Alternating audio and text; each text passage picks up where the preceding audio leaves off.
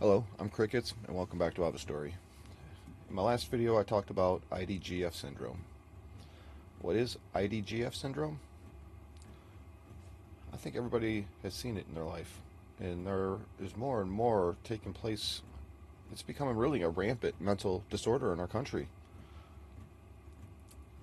and it's everywhere.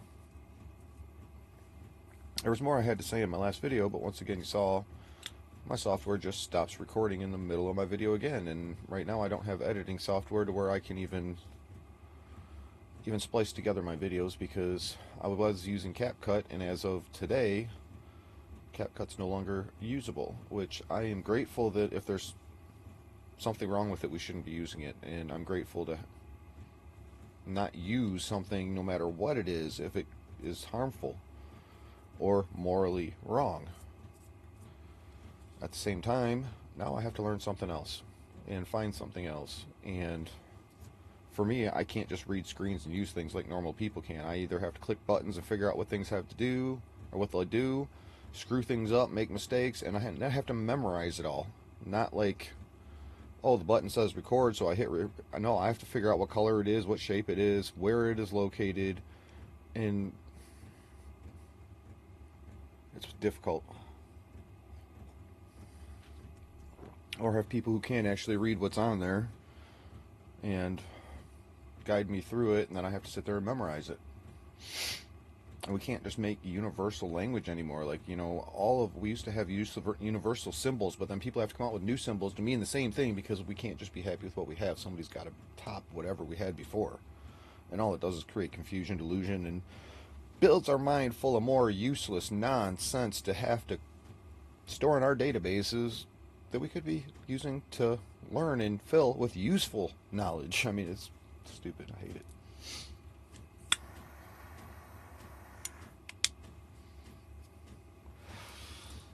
it. So what is IDGF, you might ask? I'm sure you've seen it everywhere. I've been fighting it for so long. I've been fighting to try to keep it away from me. I don't want it. But I got it. I didn't want it.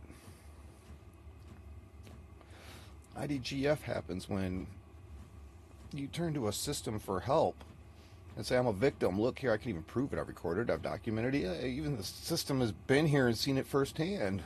And the system turns around and tells me, IDGF. When you call a domestic abuse hotline, which here, let me tell you, any of you have never called it, try it sometime. Just give them a call. I mean, it's a joke anyway. This is what it is. You think you actually get to talk to somebody about your problems? No. What you get is just anybody who's sitting at home called an intake worker. Again, we get titles. We're not allowed to help you. We're just the intake worker. And all we can do is listen to you talk, take the notes, and pass it on to somebody who really can maybe do something about it. This is truly how the domestic hotline abuse number works. You don't actually talk to somebody who actually gives a shit. You talk to some dummy on a couch somewhere who just takes your information and passes it on. And if they deem whatever gets passed on as it's worth their time to call you back, then they call you back. Seriously, people, that's how it works. So what happened when I called and called and called and called? Chirp, chirp, chirp, chirp, the sound of crickets. They said IDGF. But you maintain your mentality. You go home and keep getting abused and watch your kids get abused. Well, we're just going to tell you IDGF. When you file in court, you have it recorded, video, completely 100% documented, even professionally witnessed and professionally backed. And you file in court and go into court and they say IDGF. We're not even going to look at it. Don't even talk about it. We're not going to hear it, which is against my constitutional rights. Go back and watch my video. Do I need to cut off my manhood? They said IDGF. We're not even going to hear it.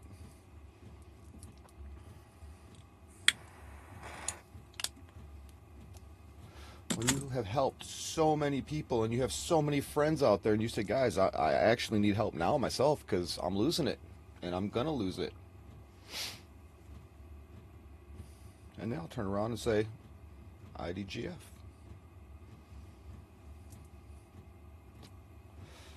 When you can go publicly and ask, again, this 4-letter curse word today, You're not allowed to say it. It's called work. Do you guys help?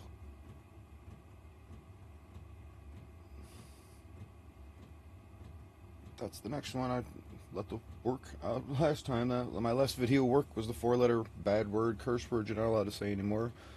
Another one is help. You're not allowed to say that. At least not if you're a man. Especially not if you're a white man.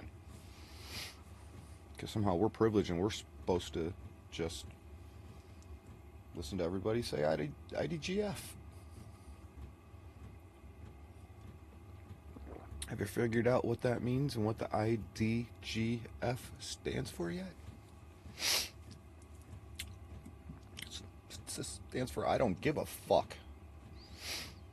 And that's all this world has said. I don't give a fuck. My channel even proves it right here. You show a video about a black woman, which actually touched my heart, and I wanted to cry.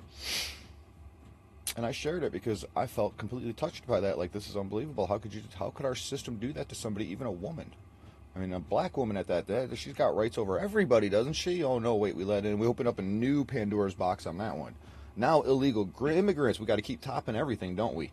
We can never be happy and stable. That's what stability is. We're not allowed to be stable in our country. We've got to keep topping everything. So we went from now, it's not about the black woman, and now it's about illegal immigrants who break into our country and take our stuff. IDGF. I don't give a fuck. How can I, when our country sucks so damn bad that I want out of it?